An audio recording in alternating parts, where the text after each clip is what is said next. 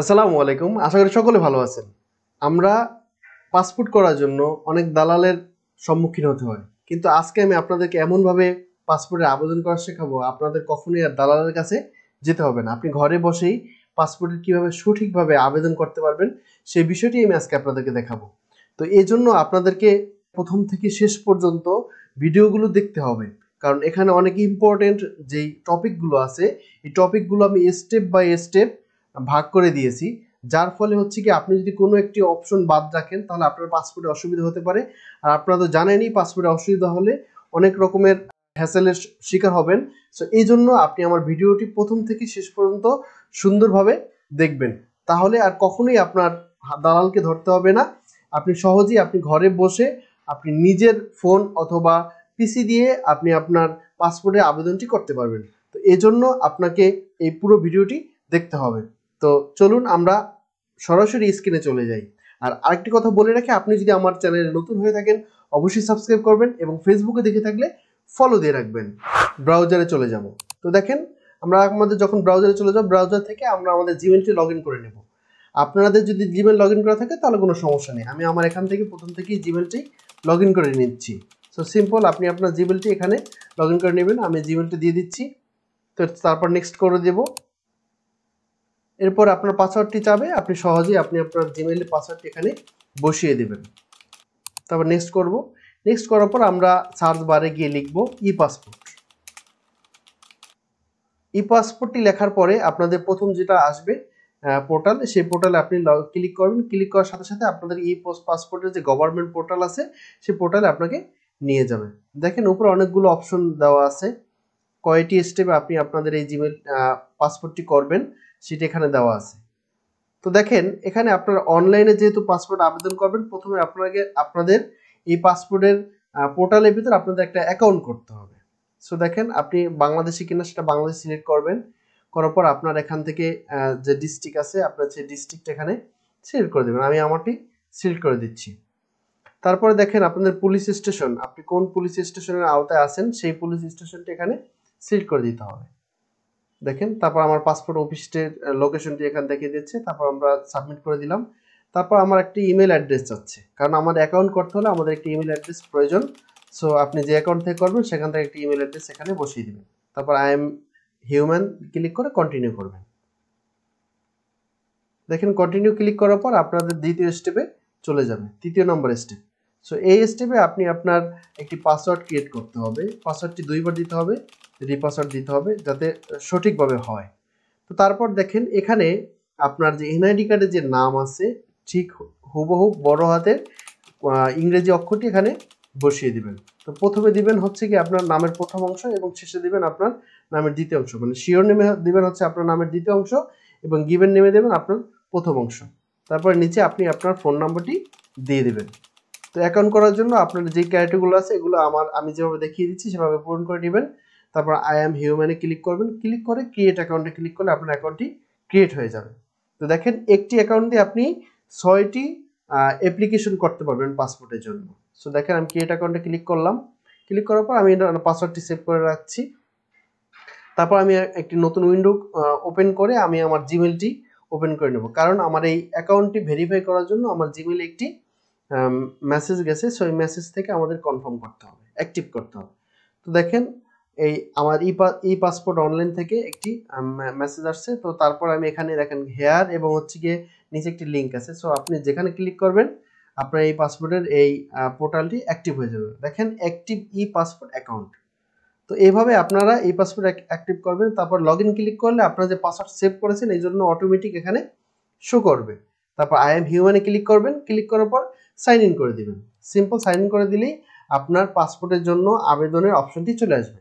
তো দেখেন এখানে আমার নাম অনুযায়ী এখানে চলে আসছে। তারপর লেখা আছে apply for a new E passport. So আমরা এটার উপরে ক্লিক করব। যখন আমরা এটার উপর ক্লিক করব আপনার সবকটা স্টেপ এখানে চলে আসবে। ধাপে ধাপে আপনি সঠিকভাবে করে নেবেন। দেখুন আপনার কি অর্ডিনারি পাসপোর্ট হবে নাকি অফিসিয়াল পাসপোর্ট হবে। সো আমরা সাধারণ মানুষ, আমাদের জন্য অর্ডিনারি হবে। সো আমরা অর্ডিনারি সিলেক্ট করে 7 কন্টিনিউ করে দেব। তো 7 কন্টিনিউ দেওয়ার পর আপনার পার্সোনাল যে ইনফরমেশন আছে এটা দিবেন। সো আপনি যদি নিজের জন্য করেন তাহলে এখানে টিক মার্কটা দিয়ে দেবেন আই অ্যাপ্লাই ফর মাইসেলফ, মানে আমি আমার নিজের জন্য এই অ্যাপ্লাইটি করতেছি। সো সিম্পল, আপনি আপনার অ্যাপ্লাই করার জন্য আপনি এখানে সিলেক্ট করে দেবেন। তারপর ছেলে না মেয়ে, জেন্ডারটা সিলেক্ট করে দেবেন মেল। দেখেন আমি অ্যাকাউন্ট করেছি, এই জন্য ওই অ্যাকাউন্ট অনুযায়ী আমার নামটা এখানে চলে আসছে। তারপর আমি প্রফেশন, কোন প্রফেশনে দিতে চাচ্ছি, সো আমি দেব হচ্ছে কি স্টুডেন্ট। আপনার যদি অন্য কোনো প্রফেশন থাকে, ব্যাংকার অথবা লেবার, এনি, ঠিক আছে, সো আপনারা সেগুলো দিতে পারেন, হাউস ওয়াইফ। সো আমি এখান থেকে আমার যে স্টুডেন্ট সিলেক্ট করবো, আমি স্টুডেন্ট অ্যাকাউন্ট করব বা স্টুডেন্ট পাসপোর্ট করবো, এই জন্য স্টুডেন্ট সিলেক্ট করলাম। তারপর রিলিজিয়াস, আপনি কোন ধর্মের সেই ধর্মটা এখানে সিলেক্ট করে দিবেন। তো দেখেন সিলেক্ট করে দেওয়ার পর আপনার ফোন নাম্বারটা এখানে চলে আসবে, কারণ আপনি অ্যাকাউন্ট করছেন এই নাম থেকে, এই জন্য এই নাম থেকে সবকিছু চলে আসছে। তো আপনার বার্থ ডাটা, আপনি জন্ম কিভাবে হয়েছে বা কোথায় হয়েছে সেগুলো এখানে দিয়ে দিবেন। এখানে ডিস্ট্রিক্ট সিলেক্ট করবেন, প্রথমে বাংলাদেশ সিলেক্ট করতে, যেহেতু আপনি বাংলাদেশে। তারপর birth, date of birth select করতে হবে, প্রথমে দিন, তারপর মাস, তারপর হচ্ছে বছর। তারপর সিটিজেনশিপ, আপনি কোন দেশের সিটিজেন, মানে সিটিজেনশিপ আপনি কি জন্মসূত্রভাবে এখানে বাংলাদেশি নাকি অন্য কিছু। তারপর সেভ এন্ড কন্টিনিউ ক্লিক করে দেবেন। তারপর আপনার অ্যাড্রেস চলে আসবে, প্রথমে আপনার দিতে হবে পার্মানেন্ট অ্যাড্রেস, ঠিক আছে। এই অ্যাড্রেস অনুযায়ী কিন্তু আপনার পুলিশের ভেরিফিকেশনটি যাবে। সো খুব সতর্কভাবে এই অ্যাড্রেসটি আপনি পূরণ করবেন আপনার এনআইডি কার্ড অনুযায়ী। সো দেখেন আমি আমার প্রথম ডিস্ট্রিক্ট সিলেক্ট করে দিয়েছি, তারপর এনআইডি কার্ড অনুযায়ী আমাদের ভিলেজ, সেকশন, এগুলো সবগুলো আমরা দিয়ে দিব, সিটি, হাউস, রোড, যেগুলো এনআইডি কার্ড যেভাবে আছে ঠিক সেমভাবে আপনি আপনার এখানে অ্যাড্রেসটি পূরণ করে দিবেন। তারপর আপনি আপনার পোস্ট অফিসটি এখানে পূরণ করে দেবেন, এনআইডি কার্ডের পিছনে পোস্ট অফিসটি দেওয়া আছে, সো এই পোস্ট অফিসটি এখানে সিলেক্ট করে নেবেন। তারপরে পোস্ট অফিস যখন সিলেক্ট করা হবে, তারপর নিচে চলে যাবেন। নিচে যাওয়ার পর দেখেন সিলেক্ট পুলিশ স্টেশন, আপনি কোন পুলিশ স্টেশনে আপনাদের এই ভেরিফিকেশনটি করতে চাচ্ছেন। সো আমি আমার পুলিশ স্টেশনটি এখান থেকে সিলেক্ট করে দিচ্ছি। তো তারপর দেখেন এখানে পার্মানেন্ট অ্যাড্রেস, প্রেজেন্ট অ্যাড্রেস আপনি টিক মার্ক করে দেবেন, কারণ হচ্ছে দুইটা যদি অ্যাড্রেস ভিন্ন ভিন্ন জায়গায় দেন তাহলে আপনার পুলিশ ভেরিফিকেশন ডাবল হবে, যার কারণে আপনার সমস্যা হতে পারে। তো এই জন্য আপনি দুইটাই সেম করে দিবেন, তাহলে একই জায়গায় পুলিশ ভেরিফিকেশন যাবে, ঠিক আছে। সো এই এই আপনাদের যেই পাসপোর্ট অফিসটি দেখা যাচ্ছে এইখানে ছাড়া আমি অন্য কোথাও যদি পাসপোর্ট অফিসে আবেদনটা সাবমিট করি তাহলে হবে না। তারপর সেভ এন্ড কন্টিনিউ ক্লিক করার পর আইডি ডকুমেন্টেশন আসবে, আপনার কি আগে কোনো পাসপোর্ট আসছিল কিনা, ঠিক আছে, বা অন্য কোনো পাসপোর্ট আসছিল কিনা, এটা আপনি এখানে এনশিওর করবেন। যদি থাকে তাহলে ইয়েস দেবেন, না থাকলে নো দেবেন, আমি নো দিয়েছি। তারপর দেখেন আদার কোনো কান্ট্রিতে আপনার কোনো পাসপোর্ট আছে কিনা, সো আমার নাই, আমি না দিয়ে দিলাম। তারপর আইডেন্টিফিকেশনের জায়গায় আপনি আপনার এনআইডি কার্ডের নাম্বারটি দিয়ে দিবেন। সো আমি আমার এনআইডি কার্ডের নাম্বারটি, ন্যাশনাল আইডি কার্ড নাম্বারটি দিয়ে দিচ্ছি। সবসময় এখানে একটি নাম্বার দিবেন, এখানে যদি দুইটি অপশন আসে যে দুইটি অপশন দিবেন না, একটি অপশন দিবেন, ঠিক আছে। সো এভাবে আপনি ক্লিক করে সেভ এন্ড কন্টিনিউ ক্লিক করবেন। সেভ এন্ড কন্টিনিউ ক্লিক করার পর আপনার প্যারেন্টাল ইনফরমেশন, মানে আপনার বাবা মার যে ইনফরমেশনটা আছে সেখানে এখানে পূরণ করতে হবে। যদি না থাকে তাহলে উপরে আননোনে ক্লিক করবেন, আর থাকলে এখানে বাবা মার এনআইডি কার্ড অনুযায়ী সবগুলো ডিটেলস সুন্দরভাবে দিয়ে দেবেন। দেখেন আমি আমারটি দিয়ে দিচ্ছি। তো বাবা যে পেশা আছে সেই পেশাটা সিলেক্ট করবেন, তারপর তার ন্যাশনালিটি সিলেক্ট করবেন, ঠিক আছে, ন্যাশনালিটি বাংলাদেশি। সো আপনি যেই দেশের হোক, আপনি এনআইডি কার্ডে বাবার যেটা থাকবে সেটাই, তারপর বাবার এনআইডি কার্ডের নাম্বারটি সঠিকভাবে দিবেন, বারবার চেক করে দিবেন, কারণ এটি একটি ভুল হলে আপনার অনেক সমস্যা হতে পারে। তারপর ঠিক সেমভাবে আপনার মায়ের ইনফরমেশনগুলো দিয়ে দেবেন, আমি এখানে ফার্স্ট করে দিচ্ছি। সো বারবার দেখাচ্ছি না, কারণ বাবা মারটাই একই রকমভাবে এখানে আপনি পূরণ করে দেবেন। তারপর গার্ডিয়ান ইনফরমেশন নট অ্যাপ্লিকেবল যদি দিতে পারেন, আর তো যদি আপনার গার্ডিয়ান থেকে থাকে অন্য কোনো, তাহলে সেই গার্ডিয়ানের অ্যাপ্লিকেশন এখানে দিয়ে দিবেন। আমার লাগে না এই জন্য আমি দেইনি। তারপর সেভ এন্ড কন্টিনিউ ক্লিক করব। ক্লিক করার পর দেখেন এখানে স্পাউস ইনফরমেশন, মানে আপনার স্বামী অথবা স্ত্রীর ইনফরমেশন চাচ্ছে। সো আনম্যারিড দিয়ে দিলে, মানে সিঙ্গেল দিয়ে দিলে হচ্ছে কি আপনার কোনো ইনফরমেশন দিতে হবে না, শুধু সিঙ্গেল সিলেক্ট করে সেভ এন্ড কন্টিনিউ করবেন। কিন্তু যদি ম্যারিড হয় তাহলে তার ইনফরমেশন দিতে হবে তার এনআইডি কার্ড অনুযায়ী। তারপর সেভ এন্ড কন্টিনিউ ক্লিক করে এমার্জেন্সি কন্ট্যাক্ট, আপনি এমার্জেন্সি কন্ট্যাক্ট কাউকে দিতে চাচ্ছেন কিনা। সো এখানে আমি দিয়ে দিব ব্রাদার। সো আমি এখান থেকে ক্লিক করে ব্রাদার সিলেক্ট করে দিলাম। আপনারা যদি অন্য কাউকে এমার্জেন্সি কন্ট্যাক্ট হিসেবে দিতে চান দিতে পারেন, যদি আপনার বাবারটা দিতে চান তাও দিতে পারেন।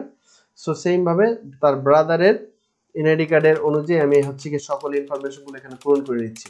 আপনিও আপনার ইনফরমেশনগুলো সঠিকভাবে পূরণ করে নেবেন যদি এমার্জেন্সি কন্ট্যাক্ট দিয়ে থাকেন। সো এমার্জেন্সি কন্ট্যাক্ট দিতে হলে আপনার বাবার যদি এমার্জেন্সি কন্ট্যাক্ট দেন তাহলে অটোমেটিক আপনার বাবার এখানে ডিটেলসটি চলে আসবে। সো নাম্বার দিয়ে সবকিছু ইনফরমেশন দিয়ে আমি সেভ এন্ড কন্টিনিউ ক্লিক করলাম। তো দেখেন সেভ এন্ড কন্টিনিউ ক্লিক করার পর পাসপোর্টের অপশন চলে আসছে। 5 বছরের জন্য যদি আপনি করেন 48 পাতার, তাহলে হচ্ছে গিয়ে আপনার 4000 টাকা যাবে, এবং 10 বছর জন্য করলে 5750 টাকা যাবে। এবং সেভ এন্ড কন্টিনিউ ক্লিক করবেন। সেভ এন্ড কন্টিনিউ ক্লিক করার পর আপনি কি রেগুলার আছেন নাকি এক্সপ্রেস আছেন। তো এক্সপ্রেসের দাম হচ্ছে 8050 যাবে এবং রেগুলার যাবে 5070। তো আমি সেভ এন্ড কন্টিনিউ ক্লিক করলাম, আমি রেগুলারই করব। তো তারপরে আপনার ফুল ফর্মটি আপনি এখানে দেখতে পাবেন।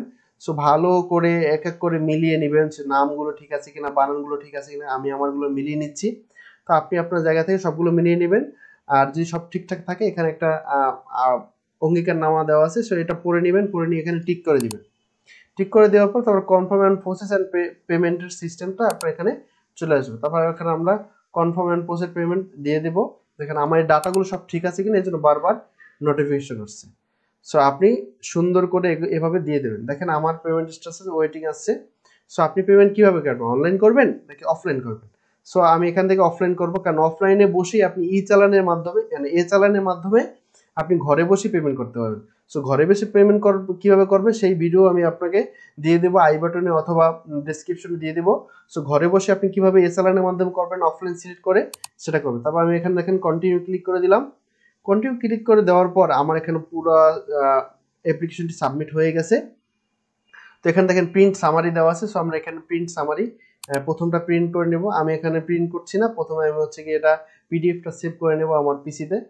সেভ অ্যাজ ভিডিও সিলেক্ট করে তারপরে হচ্ছে কি আমি সেভে ক্লিক করব। ক্লিক করে আমার যে কোন ড্রাইভে বা কোন অপশনে বা কোন ফাইলে রাখবো সেই ফাইলটা সিলেক্ট করে এখানে সেভ করে দেব।